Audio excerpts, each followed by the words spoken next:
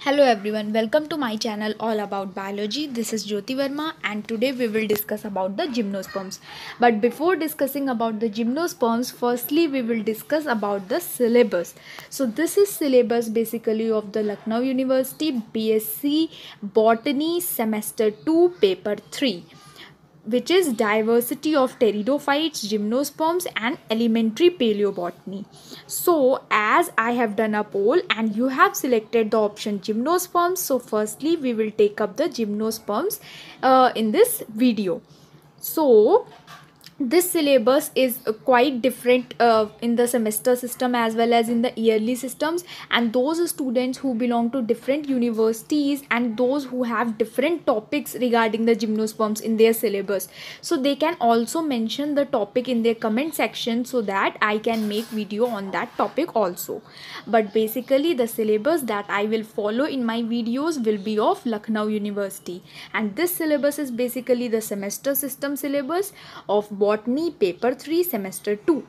So the first two units of this case are generally from the pteridophytes.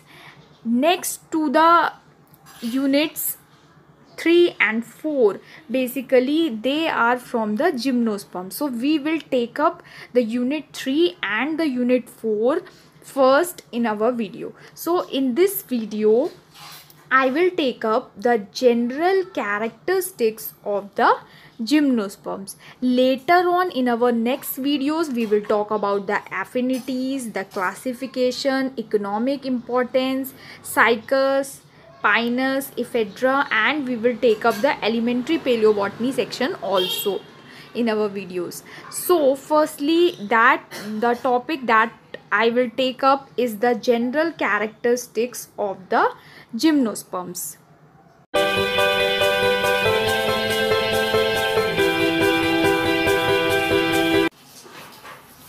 Hello everyone, welcome to my channel all about biology. This is Jyoti Verma and today we will discuss about the general characteristics of gymnosperms. So first of all, the gymnosperms belong to spermatophyta. तो जो gymnosperms हैं वो Spermatophyta group को belong करते हैं. तो सबसे पहले हम देख लेते हैं कि बेसिकली प्लांट्स को ओल्डेस्ट जो क्लासिफिकेशन है, सबसे पुराना क्लासिफिकेशन है, उसमें प्लांट्स को किस कैटेगरी के अकॉर्डिंग क्लासिफाई किया गया था.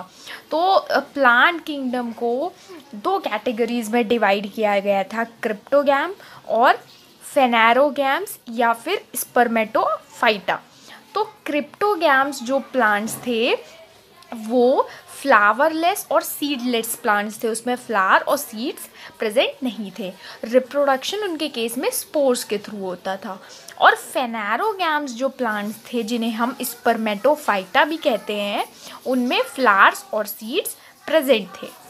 सो क्रिप्टोगैम्स को तीन बेसिक कैटेगरी में डिवाइड किया गया, Thallophyta, bryophyta and pteridophyta. Okay, so Thallophyta जैसा कि इसके नाम से पता चलता है, ये सबसे ज़्यादा सिंपलेस्ट और प्रिमिटिव फॉर्म थे, यानी कि सबसे पहले आए थे, सबसे पहले इवॉल्व हुए थे. प्लांट बॉडी इनके केस में अनडिफरेंशिएटेड है, यानी कि आपको थैलोफाइटा में रूट, स्टेम या लीव्स जैसे स्ट्रक्चर देखने को नहीं मिलेंगे. प्लांट बॉडी एक सिंपल मास है सेल्स का, ग्रुप है सेल्स का, जिसे हम थैलस कह रहे हैं. थैलस का कोई भी डेफिनेट शेप या साइज नहीं होता है. सो थैलोफाइटा का अगर हम एग्जाम्पल देखें तो एल्गी है, फंजाई, बैक्टीरिया और लाइकेन. ब्रायोफाइटा सेकेंड कैटेगरी थी. ब्रायोफाइटा एडवांस्ड फॉर्म है in comparison to the Thallophyta. Some are thalloid and some are leafy also. तो कुछ थैलॉइड प्लांट्स थे, कुछ लीफी प्लांट्स भी हैं ब्रायोफाइट्स में. ब्रायोफाइट्स को हम amphibians of the plant world भी कहते हैं. थर्ड कैटेगरी है इसमें टेरिडोफाइट्स की, जिसमें प्लांट बॉडी वेल डिफरेंशिएटेड है और इन्हें हम वस्कुलर क्रिप्टोगैम्स भी कहते हैं. तो ये तो बात थी क्रिप्टोगैम्स की. अब हम बात करते हैं फेनेरोगैम्स या स्पर्मेटोफाइटा की. तो उन्हें दो कैटेगरीज में डिवाइड किया गया था. Gymnosperms and angiosperms. Gymnosperms are naked seeded plants. इसका मतलब है जो सीड है वो किसी भी तरह की आउटर कवरिंग या लेयर से कवर्ड नहीं है, सीड प्रोटेक्टिव कवरिंग में कवर्ड नहीं है। इस केस में आपको फ्लावर, टिपिकल जो फ्लावर अभी जो एंजियोस्पर्म्स में प्रेजेंट है वो आपको देखने को नहीं मिलेंगे, बेसिक स्ट्रक्चर देखने को मिलेगा जैसा कि माइक्रोस्पोरोफिल या मेगास्पोरोफिल के केस में है। और अगर आपको फ्लावर देखने को मिलेगा भी तो इफेड्रा के केस में मिलेगा, मेल फ्लावर और फीमेल फ्लावर। एंजियोस्पर्म्स की अगर हम बात करें तो एंजियोस्पर्म में ओव्यूल्स ओवरी वॉल के विदिन प्रेजेंट होते हैं, जबकि जिम्नोस्पर्म्स के केस में ऐसा नहीं है। जिम्नोस्पर्म्स के केस में ovules are not protected by a protective covering और बाय ओवरी वॉल। एंजियोस्पर्म्स के केस में हमें वेल डेवलप्ड फ्लावर्स देखने को मिलेंगे और एंजियोस्पर्म्स को दो कैटेगरीज में डिवाइड किया जाता है, मोनोकॉट और डाइकॉट। सो ये जो बेसिक क्लासिफिकेशन था ये बहुत ही ज़्यादा पुराना और ओल्डेस्ट क्लासिफिकेशन है जो कि मैंने लिया आपको समझाने के लिए कि प्लांट्स को किन किन कैटेगरीज में डिवाइड किया गया और कहाँ कहाँ उनकी पोजीशन है। हालांकि इसके अलावा और भी रिसेंट क्लासिफिकेशंस आए हैं जो ज़्यादा वैलिड हैं और प्रॉपर हैं, बट ये क्लासिफिकेशन मैंने सिर्फ इसलिए लिया क्योंकि आपको ये समझाने के लिए कि जिम्नोस्पर्म्स स्पर्मेटोफाइटा में आते हैं। सो सिर्फ इस पॉइंट को क्लियर करने के लिए मैंने ये क्लासिफिकेशन आपको समझाया है। तो अब हम लोग बेसिक बात कर लेते हैं जनरल कैरेक्टरिस्टिक्स की। तो जो पहला जनरल कैरेक्टरिस्टिक है वो है gymnosperm come under the division Spermatophyta, जिसे हम डिस्कस कर चुके हैं। और एक चीज़ मैं आपको और बताना चाहूँगी कि जब भी आप एग्ज़ाम्स में जनरल कैरेक्टरिस्टिक्स लिखते हैं जिम्नोस्पर्म्स के, तो आपके दिमाग में जो भी पॉइंट्स आते हैं आप रैंडमली उसको लिखते चले जाते हैं, जिससे एक प्रॉपर सीक्वेंस नहीं आ पाता है आपके आंसर्स में और इसीलिए मार्क्स कम मिलते हैं। सो जब भी आप जनरल कैरेक्टरिस्टिक्स लिखिए जिम्नोस्पर्म्स का, हमेशा सीक्वेंशियल ऑर्डर में लिखिए। जिम्नोस्पर्म्स कौन से डिवीजन को बिलोंग करते हैं, उनका ओरिजिन क्या है, फिर उनकी एक्सटर्नल अपीयरेंस के बारे में लिखिए, फिर एनाटॉमी और फिर रिप्रोडक्शन से रिलेटेड पॉइंट्स लिखिए। तो जब आप एक सीक्वेंस में पॉइंट्स लिखेंगे तो वो चीज़ें ज़्यादा क्लियर रहेंगी और आंसर भी आपका सही रहेगा और अच्छे मार्क्स आपको मिलेंगे। सो अगर हम जिम्नोस्पर्म्स के जनरल कैरेक्टरिस्टिक्स की बात करें तो उसमें सबसे पहले gymnosperms come under the division Spermatophyta. Spermatophyta का मतलब है स्पर्मा मीन्स सीड और फाइटोन मीन्स प्लांट, यानी सीड बेयरिंग प्लांट्स को स्पर्मेटोफाइटा कहते हैं। और जिम्नोस्पर्म्स भी स्पर्मेटोफाइटा में आता है क्योंकि इसमें भी सीड प्रेजेंट होते हैं। बट जिम्नोस्पर्म्स को हम नेक्ड सीडेड प्लांट्स कहते हैं क्योंकि यहाँ पे ओव्यूल्स मेगास्पोरोफिल की सरफेस पे प्रेजेंट है, बट ओव्यूल्स को सराउंड करते हुए कोई भी कवरिंग या ओवरी वॉल प्रेजेंट नहीं है, इसलिए ये नेक्ड सीडेड प्लांट्स होते हैं। नेक्स्ट कैरेक्टरिस्टिक जो हमारा है वो है gymnosperms are primitive spermatophytes, they have naked ovules that are borne unprotected on the surface of megasporophyll. So जो लीफ है, जो लीफी स्ट्रक्चर है जिसपे ओव्यूल्स प्रेजेंट रहते हैं उन्हें हम मेगास्पोरोफिल कहते हैं। और ओव्यूल्स को सराउंड करते हुए ओवरी प्रेजेंट नहीं है जिम्नोस्पर्म्स के केस में, इसलिए जिम्नोस्पर्म्स को फेनैरोगैम्स विदाउट ओवरी भी कहते हैं। फेनैरोगैम टर्म भी हम लोग क्लासिफिकेशन में अभी पीछे देख चुके हैं।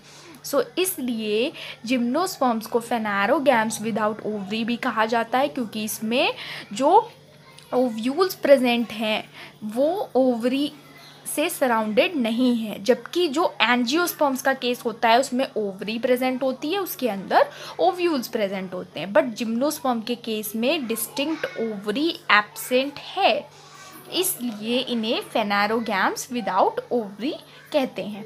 नेक्स्ट हमारा पॉइंट है ओरिजिन का। ये क्वेश्चन भी बहुत इंपॉर्टेंट है क्योंकि ये वेरी शॉर्ट और मल्टीपल चॉइस क्वेश्चन में आ भी जाता है कि जिम्नोस्पर्म्स कौन से एरा में ओरिजिनेट हुए थे और जिम्नोस्पर्म्स कौन सी एरा में डोमिनेंट थे। So gymnosperms originated in the Paleozoic era में ओरिजिनेट हुए थे 375 मिलियन ईयर्स एगो पहले। Gymnosperms were mostly dominant in the Jurassic and the Cretaceous period of the Mesozoic era. So ये जुरासिक और Cretaceous period में सबसे ज़्यादा डोमिनेंट थे, सबसे ज़्यादा नंबर इनका अर्थ पे प्रेजेंट था जुरासिक और क्रिटेशियस पीरियड में। नेक्स्ट पॉइंट जो है वो भी आपके एग्जामिनेशन पॉइंट ऑफ व्यू से बहुत ज़्यादा इम्पॉर्टेंट है, क्योंकि ये है टॉलेस्ट जिम्नोस्पर्म। सो टॉलेस्ट जिम्नोस्पर्म कौन सा है? वो है सिकोया सिम्परवायरेंस, जिसे हम कैलिफोर्नियन रेडवुड भी कहते हैं। इसकी हाइट है वो 112 मीटर्स टॉल है और 15 मीटर्स विड्थ है इसकी। स्मॉलेस्ट जिम्नोस्पर्म ज़ैमिया पिग्मिया है। पिग्मिया मीन्स स्मॉल, सो इसलिए इसका नाम ज़ैमिया पिग्मिया। इसकी लीव्स 4 से 5 सेंटीमीटर तक लॉन्ग होती हैं।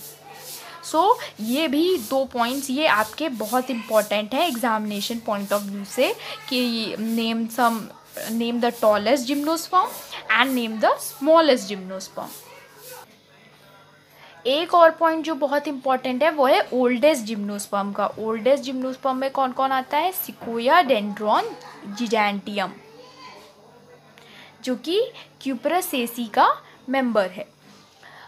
उसके बाद मोस्ट ऑफ द जिम्नोस्पर्म, जो ज़्यादातर जिम्नोस्पर्म्स होते हैं वो एवरग्रीन ट्रीज़ हैं, और कुछ आपको श्रब्स भी मिलेंगे, और ज़ीरोफिटिक एरियाज़ में ये बेसिकली पाए जाते हैं, और ज़ीरोफिटिक अडाप्टेशंस यानी कि ज़ीरोफिटिक कैरेक्टरिस्टिक्स शो करते हैं, जैसे कि थिक क्यूटिकल हो गया, संकेन स्टोमेटा हो गई। ये सब चीज़ें जिम्नोस्पर्म्स के ज़ीरोफिटिक अडाप्टेशंस में आते हैं। The plant body is sporophytic, जो मेन प्लांट बॉडी है वो स्पोरोफिटिक है, और रूट, स्टेम और लीव्स में डिफ्रेंशिएटेड है। स्टेम की अगर हम बात करें तो आपको जिम्नोस्पर्म्स के केस में 2 तरह की स्टेम्स देखने को मिलेंगी। एक है ब्रांच्ड स्टेम और एक है अनब्रांच्ड स्टेम। अनब्रांच्ड स्टेम आपको साइकस में मिलेगी, साइकेड्स जो ग्रुप है उसमें मिलेंगी, जिसमें एक कॉलुमिनार थिक सिंगल स्टेम प्रेजेंट होती है, जो कि अनब्रांच्ड होती है। जबकि जो ब्रांच्ड स्टेम है वो उसमें आपको लॉन्ग शूट्स भी मिलेंगी और डार्क शूट्स भी मिलेंगी, जो कि कॉर्निफर्स यानी कि पाइनस में प्रेजेंट होती हैं। ओके, सो जिम्नोस्पर्म्स के केस में स्टेम जो है वो ब्रांच्ड भी हो सकती है और अनब्रांच्ड भी हो सकती है। अगर स्टेम ब्रांच्ड है तो वो पाइनस की हो सकती है, अगर स्टेम अनब्रांच्ड है तो वो साइकस की हो सकती है। जो डार्क शूट्स होते हैं ब्रांच्ड स्टेम के केस में, उसमें रिप्रोडक्टिव स्ट्रक्चर्स प्रेजेंट होते हैं, जैसे कि माइक्रोस्पोरोफिल एंड मेगास्पोरोफिल। नेक्स्ट जो हमारा कैरेक्टरिस्टिक फीचर है वो ये है कि sometimes the stem is tuberous as in the case of Zamia. Next characteristic is the presence of leaf scar on the stem is characteristic feature of the gymnosperm. Gymnosperms का जो stem होता है उस पे जिस point से leaf attached होती है वहाँ पे आपको characteristic structure दिखाई देगा जो कि leaf scar है। Next characteristic है हमारा roots. Roots tap root present होती है gymnosperm में, जो कि later on adventitious root से replace हो जाती हैं। रूट्स भी आपको जिम्नोस्पर्म्स के केस में सिम्बियोटिक रिलेशनशिप्स में देखने को मिलेंगी, जैसा कि कोलोराइड रूट आपने डिस्कस किया होगा। कोलोराइड रूट भी एग्जामिनेशन पॉइंट ऑफ व्यू से बहुत इंपॉर्टेंट है शॉर्ट आंसर टाइप क्वेश्चंस के लिए। सो कोलोराइड रूट साइकस की, जिसमें आपको सिम्बियोटिक एसोसिएशन देखने को मिलेगा एल्गी के साथ, और माइकोराइजल रूट जिसमें कि सिम्बायोटिक रिलेशनशिप देखने को मिल सकती है फंजाई के साथ। उसके बाद the roots basically show dimorphy because there are 2 types of roots, normal roots है और कोलोराइड रूट या माइकोराइजल रूट है। तो जो नॉर्मल रूट है वो पॉजिटिवली जियोट्रॉफिक होगी, यानी कि ग्रेविटी की तरफ मूव करेगी, डाउनवर्ड्स मूव करेगी, जबकि जो कोलोराइड रूट या माइकोराइजल रूट होगी वो निगेटिवली जियोट्रॉपिक होगी, वो ग्रेविटी से दूर भागेगी। सो इसलिए ये ऊपर की तरफ मूव करती हैं ये जो रूट्स होती हैं, कोलोराइड रूट और माइकोराइजल रूट। उसके बाद हम लीव्स की बात करते हैं। सो लीव्स बेसिकली डाइमॉर्फिक है, इसमें फॉलिएज लीव्स प्रेजेंट है जो कि green simple needle shaped leaves इसलिए प्रेजेंट है क्योंकि ये जीरिक हैबिटेट में ग्रो करते हैं, और स्केली लीव्स माइन्यूट और डेसिडियस होती हैं, यानी जल्दी गिर जाती हैं। बट इफेड्रा के केस में सिर्फ स्केली लीव्स प्रेजेंट होती हैं, फॉलिएज लीव्स प्रेजेंट नहीं होती हैं। सो ये कैरेक्टरिस्टिक्स है लीव के। नेक्स्ट हम लोग बात करेंगे एनाटॉमी की। एनाटॉमी यानी कि इंटरनल स्ट्रक्चर्स जो होगा जिम्नोस्पर्म के केस में वो किस तरीके का होगा। रूट की अगर बात करें तो रूट हेयर्स एब्सेंट है और वेसल्स भी एब्सेंट है रूट के केस में। वस्कुलर बंडल यानी कि जब आप रूट का टीएस कट करेंगे तो आपको जाइलम, फ्लोएम और बाकी स्ट्रक्चर्स किस तरीके के दिखाई देंगे। वस्कुलर बंडल्स जो होंगे वो एग्जार्च और ओपन है। एग्जार्च यानी कि जो प्रोटोजाइलम है वो बाहर की तरफ यानी कि फेरी की तरफ या इपिडर्मिस की तरफ या इपिब्लेमा की तरफ होगा, और ओपन यानी कि कैम्बियम प्रेजेंट होगा, यानी कि जाइलम और फ्लोएम के बीच में कैम्बियम प्रेजेंट है। रूट में भी आपको सेकेंडरी ग्रोथ देखने को मिलेगी। स्टेम की अगर बात करें तो जब आप स्टेम का टीएस कट करोगे तो आपको वस्कुलर बंडल रिंग के फॉर्म में दिखाई देंगे, सो इसलिए स्टील यू स्टील है। और वस्कुलर बंडल्स जो हैं वो कंजॉइंट, कोलेट्रल, इंडार्क और ओपन है। कंजॉइंट का मतलब है जाइलम और फ्लोएम सेम रेडियस पे प्रेजेंट होंगे। कोलेट्रल मतलब जाइलम अंदर की तरफ यानी सेंटर की तरफ और फ्लोएम बाहर की तरफ प्रेजेंट होगा। इंडार्च यानी कि जो प्रोटोजाइलम है वो सेंटर की तरफ डायरेक्टेड है और ओपन यानी कि कैम्बियम प्रेजेंट है। सो जो स्टेम होगी जिम्नोस्पर्म की उसमें वस्कुलर बंडल्स रिंग में अरेंज होंगे। जाइलम और फ्लोएम एक ही रेडियस पे होंगे। जाइलम अंदर की तरफ होगा, फ्लोएम बाहर की तरफ होगा। प्रोटोजाइलम सेंटर की तरफ डायरेक्टेड होगा और जाइलम और फ्लोएम के बीच में कैम्बियम प्रेजेंट होगा। उसके बाद जो स्टेम है जिम्नोस्पर्म की वो डिस्टिंक्ट ग्रोथ शो करती है। ग्रोथ रिंग प्रेजेंट होती है स्टेम पे। वुड की अगर हम बात करें तो दो तरीके की वुड है, मैनोजाइलिक वुड और पिक्नोजाइलिक वुड। इसका जो डिफरेंस है वो हम सेपरेट वीडियो में डिस्कस करेंगे क्योंकि ये भी बहुत इम्पॉर्टेंट टॉपिक है एग्ज़ाम्स के लिए। तो मैनोजाइलिक वुड आपको साइकस में मिलती है फॉर एग्जांपल, और पिक्नोजाइलिक वुड का एग्जांपल है कॉनिफर्स। सो मैनोजाइलिक वुड में आपको मेगाफिलस यानी कि बहुत बड़ी बड़ी लीव्स मिलेंगी। रेडियली सिमेट्रिकल सीड प्रेजेंट होते हैं मैनोजाइलिक वुड में। और जो पिक्नोजाइलिक वुड होती है उसमें माइक्रोफिलस यानी छोटी छोटी लीव्स प्रेजेंट होती हैं और बाइलेटरली सिमेट्रिकल सीड्स होते हैं। सो ये एक रिलेशनशिप है between the wood and the leaves as well as the seeds. अब हम लोग अगर बात करें जाइलम की तो जाइलम बेसिकली हमारा जो प्राइमरी जाइलम है उसमें प्रोटोजाइलम और मेटाजाइलम दोनों प्रेजेंट है। मेटाजाइलम और प्रोटोजाइलम में एनुलर, स्पाइरल और स्कैलरी फॉर्म थिकनिंग प्रेजेंट है ट्रैकीड्स के केस में। तो जो जाइलम के ट्रैकीड्स होते हैं उसमें आपको एनुलर, स्पाइरल या स्कैलरी फॉर्म थिकनिंग देखने को मिलेगी जब आप माइक्रोस्कोप में उसका सेक्शन कट करके देखोगे। तो अगर हम सेकेंडरी जाइलम की बात करें तो सेकेंडरी जाइलम में जो ट्रैकीड्स हैं उसमें बॉर्डर्ड पिट्स प्रेजेंट हैं स्केलरी फॉर्म थिकनिंग के साथ। बॉर्डर्ड पिट्स जो टर्म है ये बहुत इंपॉर्टेंट है क्योंकि एमएससी में जब भी सेक्शन कटिंग होती है स्टेम की तो उसमें बॉर्डर्ड पिट्स देखे जाते हैं ट्रैकीड्स में और उन्हीं के आधार पर जिम्नोस्पर्म्स के कुछ कैरेक्टरिस्टिक्स है जो क्लासीफाई करते होते हैं। डिफरेंट जिम्नोस्पर्म में डिफरेंट बॉर्डर्ड पिट्स प्रेजेंट होते हैं और उनका जो स्ट्रक्चर होता है वो भी डिफरेंट होता है जिसके बेसिस पे हम उनको आइडेंटिफाई कर सकते हैं। सो बॉर्डर्ड पिट्स एक बहुत ही इंपॉर्टेंट टॉपिक है। नेक्स्ट हम लोग बात करते हैं जाइलम में सिर्फ ट्रैकीड्स प्रेजेंट है। पैरेन्काइमा फाइबर बहुत ही रेयर है और वेसल्स तो टोटली एब्सेंट होते हैं जिम्नोस्पर्म्स के केस में, एक्सेप्ट अगर हम नीटेल्स जो ऑर्डर है, जो लास्ट ऑर्डर प्रेजेंट होता है जिम्नोस्पर्म्स का नीटेल्स, उसमें वेसल्स देखने को मिलते हैं। बट बाकी जो पूरा जिम्नोस्पर्म्स है, साइकेड्स है या पाइनस है, उसमें आपको वेसल्स देखने को नहीं मिलेंगे जाइलम के केस में। फ्लोएम की अगर बात करें तो उसमें सीव सेल्स प्रेजेंट है, सीव ट्यूब प्रेजेंट नहीं है, कंपेनियन सेल टोटली एब्सेंट है। सो ये मेन कैरेक्टरिस्टिक्स फीचर्स हैं जिम्नोस्पर्म के, जो कि मेन जो पॉइंट्स होते हैं वो हैं। स्टेम में show accessory structures like mucilage cavity और रेजिन कैनाल। लीव्स की अगर बात करें तो हम अभी डिस्कस कर चुके हैं कि 2 टाइप्स की लीव्स होती हैं, फॉलिएज और scaly. Foliage leaves green simple needle like होती हैं और फोटोसिंथेसिस में हेल्प करती हैं, जबकि जो स्केली लीव्स हैं वो माइन्यूट और डेसिडुअस हैं, यानी जल्दी गिर जाती हैं। वो बेसिकली प्रोटेक्शन में हेल्प करती हैं।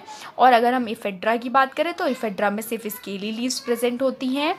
स्केली लीव्स लॉन्ग और डार्क शूट दोनों पे ही प्रेजेंट होती हैं। एनाटॉमी की अगर हम बात करें तो जो मीजोफिल है, सबसे पहले तो thick cuticle and sunken stomata present होती है लीफ के टीएस में, जो कि जीरोफिटिक कैरेक्टर है। थिक क्यूटिकल इसलिए प्रेजेंट होती है ताकि ट्रांसपीरेशन को रोका जा सके, संकन स्टोमेटा भी इसीलिए है। मीज़ोफिल की अगर बात करें तो मीज़ोफिल या तो डिफरेंशिएटेड है या अनडिफरेंशिएटेड है। डिफरेंशिएटेड अगर है तो वो पैलिसेड और स्पॉन्जी पैरेन्काइमा में डिफरेंशिएटेड होता है। ये आपको साइकस और नीटम में देखने को मिलेगा। अगर आप पाइनस की नीडल का टीएस कट करते हो तो आपको अनडिफरेंशिएटेड मीज़ोफिल देखने को मिलेगी पाइनस और सिट्रस के केस में। ज़्यादातर जो जिम्नोस्पर्म्स होते हैं उसमें लैटरल वेन्स प्रेजेंट नहीं होती है। नॉर्मली अगर आप एंजियोस्पर्म की लीफ देखो तो उसमें एक सेंट्रल मिडरिब होती है, उससे साइड से एक लैटरल वेन्स प्रेजेंट होती हैं जो मिडरिब्स के चारों ओर निकल रही होती हैं। लेकिन जिम्नोस्पर्म के केस में लैटरल वेन्स एब्सेंट होती हैं। सो जो ट्रांसलोकेशन होता है न्यूट्रिएंट्स और वाटर का, वो ट्रांसफ्यूजन टिश्यू के थ्रू होता है। लीव्स भी आपकी सिंपल हो सकती हैं कॉनिफर्स के केस में और कंपाउंड हो सकती हैं साइकाडेल्स के केस में। अब हम लोग नेक्स्ट पॉइंट की बात करते हैं रिप्रोडक्शन की। सो उसमें basically they are heterosporous, that is जो मेगा और माइक्रोस्पोरेंजिया है वो मेगा और माइक्रोस्पोरोफिल पे प्रेजेंट है। और मेगा और माइक्रोस्पोरोफिल जो होते हैं वो इस तरीके से एग्रीगेट हो जाते हैं कि वो कोन या स्टॉबिलस लाइक स्ट्रक्चर बनाते हैं। वेजिटेटिव प्रोपोगेशन जो है वो टोटली एब्सेंट होता है जिम्नोस्पर्म के केस में, लेकिन साइकेड्स के केस में बुलबिल्स में वेजिटेटिव रिप्रोडक्शन देखने को मिलता है। उसके बाद अगर हम कोन्स की बात करें तो कोन्स आर मोस्टली यूनिसेक्सुअल होती हैं, but in some cases bisexual cones are also present as in the case of Ephedra foliata and Ephedra intermedia. So जो कोन्स हैं उस ज़्यादातर यूनिसेक्सुअल होती है, यानी कि मेल कोन अलग है और फीमेल कोन अलग है, but in some cases bisexual cones like in Ephedra foliata और Ephedra intermedia can also be see. Plants जो हैं वो ज़्यादातर मोनोशियस है, यानी कि उनमें माइक्रो और मेगास्पोरोफिल सेम प्लांट पे प्रेजेंट हो सकती है, या फिर डायोशियस भी हो सकते हैं, मेगा और माइक्रोस्पोरोफिल डिफरेंट प्लांट पे प्रेजेंट हो सकती है। मेल कोन जो है वो शॉर्ट लिव्ड हैं और जो डेवलपमेंट है माइक्रोस्पोरेंजिया का वो यूस्पोरेंजिएट टाइप है। यूस्पोरेंजिएट टाइप डेवलपमेंट हम लोग टेरिडोफाइट्स के जो कैरेक्टरिस्टिक्स का वीडियो था उसमें हम लोगों ने बहुत अच्छे से डिस्कस किया था यूस्पोरेंजिएट टाइप डेवलपमेंट। लेकिन यहाँ एक समरी के तौर पे बता दें तो यूस्पोरेंजिएट टाइप डेवलपमेंट में स्पोरेंजियम जो होता है वो ग्रुप में डेवलप करता है, ग्रुप ऑफ सुपरफिशियल सेल से, जिसमें कि प्राइमरी वॉल सेल होती है आउटर और प्राइमरी स्पोरोजिनस सेल नीचे की तरफ होते हैं। प्राइमरी वॉल सेल से स्पोरेंजियल वॉल का फॉर्मेशन होता है और प्राइमरी स्पोरोजिनस सेल से स्पोरोजिनस टिश्यू का फॉर्मेशन होता है।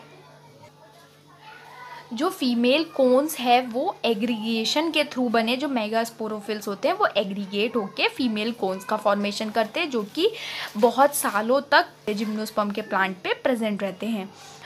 और जो मेगास्पोरोफिल है वो नॉर्मल जो फॉलिएज लीव्स होती हैं उनकी ही तरह होते हैं, जैसे कि साइकस के केस में। मेगास्पोरेंजियम या ओव्यूल जो है वो नेक्ड है ऑन द मेगास्पोरोफिल, यानी हमारे पास सिर्फ एक मेगास्पोरोफिल है और उस पर एक ओव्यूल या मेगास्पोरेंजियम प्रेजेंट है। ओव्यूल्स जो है इस केस में वो ऑर्थोट्रोपस ओव्यूल है, यूनिटेगमिक है, यानी कि एक सिंगल इंटीग्यूमेंट प्रेजेंट है। बाईटेगमिक ओव्यूल भी देखने को मिलते हैं नीटेल्स के केस में। अगर हम ओव्यूल के इंटीग्यूमेंट की बात करें तो उसमें 3 डिफरेंट लेयर्स प्रेजेंट होते हैं, outer fleshy layer, middle stony layer and inner fleshy layer. जो माइक्रोस्पोर्स लिबरेट होते हैं वो माइक्रोस्पोर्स डिफरेंट स्टेजेस पे लिबरेट होते हैं, जैसे कि साइकस के केस में 3 सेल्ड स्टेज पे, पाइनस के केस में 4 सेल्ड स्टेज पे, और इफेड्रा के केस में 5 सेल्ड स्टेज पे जो माइक्रोस्पोर हैं वो माइक्रोस्पोरेंजिया से लिबरेट होकर मेगास्पोरेंजिया की तरफ जाते हैं। मेल गैमेट जो है वो बेसिकली नॉन मोटाइल है, बट जो एक्सेप्शन है वो साइकस और जिनको के केस में मोटाइल गैमेट्स देखने को मिलते हैं। आर्चिगोनिया जो है उसमें सिंगल एग प्रेजेंट होता है, वेंटर कैनाल सेल प्रेजेंट होती है, लेकिन नेक कैनाल सेल्स एब्सेंट होते हैं। पॉलिनेशन जो है वो एनिमोफिलस है, यानी कि विंड के थ्रू ये मूव करते हैं जो इनके माइक्रोस्पोर्स हैं, और इंसेक्ट्स के थ्रू भी इनका पॉलिनेशन होता है। फर्टिलाइजेशन की अगर बात करें तो फर्टिलाइजेशन सिफनोगैमिक है, यानी कि जो पॉलिनेशन के बाद जो पोलन ट्यूब बनेगी वो स्पर्म को कैरी करने में हेल्प करती है। तो कुछ केसेस में ये हॉस्टोरियल है जैसे कि साइकस, और कुछ केसेस में ये स्पर्म को कैरी करती है जैसे कि Pinus. After the fusion of sperm and egg, sperm और एग के फ्यूजन के बाद जो जाइगोट बनेगा उससे इम्ब्रियो का फॉर्मेशन होगा, और इम्ब्रियो का फॉर्मेशन जाइगोट के लोवेस्ट सेल्स होता है, जो बेसल पार्ट होता है जाइगोट का, जो बेस पे सेल्स प्रेजेंट होते हैं उससे ही इम्ब्रियो का फॉर्मेशन होता है। इंडोस्पर्म की अगर बात करें तो इंडोस्पर्म का डेवलपमेंट पहले ही हो चुका होता है फर्टिलाइजेशन से पहले, इसलिए जो इंडोस्पर्म है वो जिम्नोस्पर्म्स के केस में हैप्लॉइड है। डबल फर्टिलाइजेशन आपको इफेड्रा के केस में देखने को मिलेगा, ये भी एक इम्पॉर्टेंट पॉइंट है। इम्ब्रियो की डेवलपमेंट जो है वो इंडोस्कोपिक है, जो शूट की एपेक्स है वो माइक्रोपाइल के अपोजिट प्रेजेंट होती है, इसलिए यहाँ पे इम्ब्रियो इंडोस्कोपिक डेवलपमेंट में है। अगला इम्पॉर्टेंट कैरेक्टरिस्टिक फीचर है पॉली इम्ब्रियोनी का। सो जिम्नोस्पर्म्स के केस में पॉली इम्ब्रियोनी प्रेजेंट है, यानी एक ओव्यूल से बहुत सारे इम्ब्रियोज का फॉर्मेशन हो जाता है। कॉनिफर्स यानी कि जैसे कि पाइनस की बात करें तो उसके केस में क्लीवेज पॉली इम्ब्रियोनी भी कॉमन है। अगर हम बात करें पॉली इम्ब्रियोनी की तो एंड में सिर्फ एक ही इम्ब्रियो मैच्योर बचता है। और जो लास्ट कैरेक्टरिस्टिक फीचर है जिम्नोस्पर्म का वो है कि डिस्टिंक्ट एल्टरनेशन ऑफ जनरेशन जिम्नोस्पर्म में प्रेजेंट होता है। सो ये सारे इंपॉर्टेंट कैरेक्टरिस्टिक्स हैं जिम्नोस्पर्म्स के, जो कि बहुत ही ज़्यादा इम्पॉर्टेंट है। और अगर आपको वीडियो पसंद आया तो चैनल को सब्सक्राइब करिए ताकि अगले आने वाले वीडियोज़ का नोटिफिकेशन आपको मिल जाए। So thank you so much.